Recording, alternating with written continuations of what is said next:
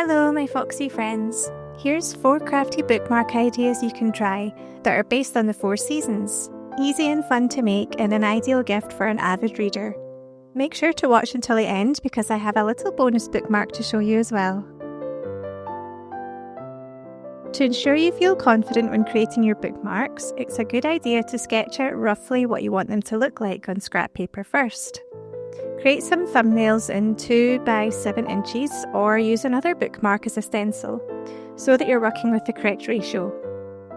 This can be a bit of a tricky size to fit things into, which is why I think a lot of people go for quotes or patterns, but we're going to be a little more daring and add some foxes and towers. Maybe I'll have her down here looking up with a little petal on her nose. Try to have a running theme throughout. For example, in each of these bookmarks the season will change, but I'll always have a fox in each of them, as though she is experiencing all the seasons of the year. Having that consistency makes them into a nice little set. A cherry blossom tree is very spring-like, and I can have some petals falling down, more petals scattered around her, and a lovely blue sky. Repeat for all 4 and then you're ready for step 2. Cut down some thick watercolour paper around 300 GSM into 2 by 7 inches, or again use an existing bookmark for a stencil. If you don't want your art to go edge to edge, tape down your paper. This also helps prevent the bookmark from moving around when you're working on it. Because it's a small size, it can be quite fiddly, so this will help. Recreate your sketch on the card, taking more time now. If you get this right, then your painting or colouring will be easier. Once again, I'm thinking of the size and positioning of my fox, as I want her roughly the same in each bookmark.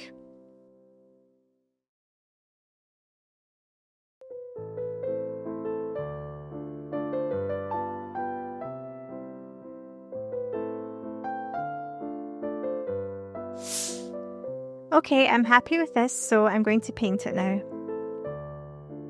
I'm going for watercolour and fine liners. Use whichever medium you wish, but do be mindful that it will be sitting between the pages of a book, so avoid pastels or anything that might rub onto your pages and leave a stain.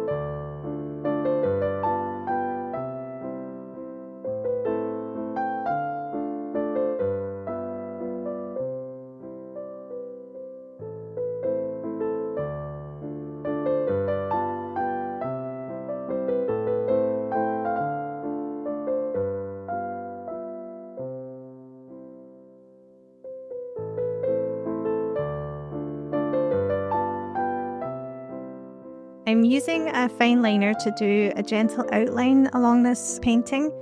This is actually brown rather than black, it's just a little bit softer.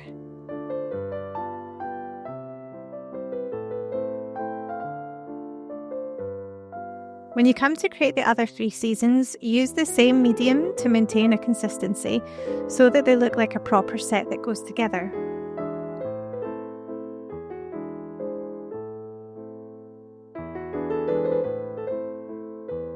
To finish off, I'm running the same brown liner that I've used for outlining along the inner edge of the masking tape to create a thin border.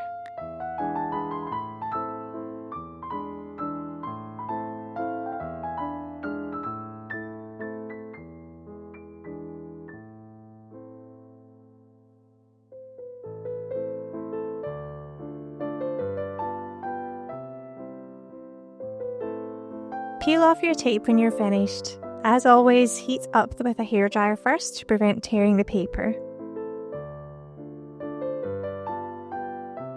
Isn't it delightful? But we're not finished yet.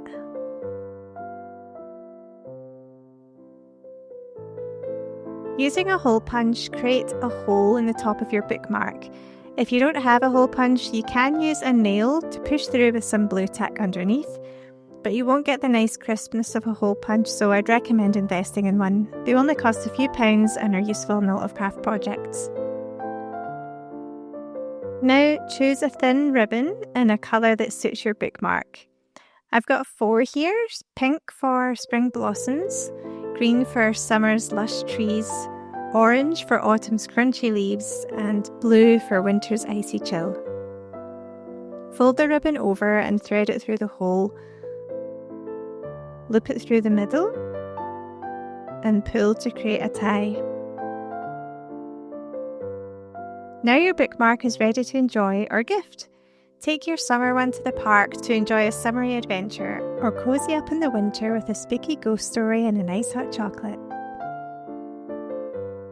Okay, I promised you an extra fun bookmark, so here is a fun foxy one.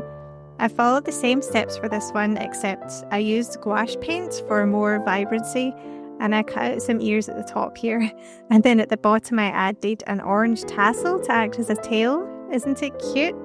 A nice gift for a child or a child at heart. I'd love to know what kind of bookmarks you create. Did you add any different animals into yours? Comment below and let's share our ideas. Please like this video if you enjoyed it and subscribe for more creative ideas. Thanks for watching.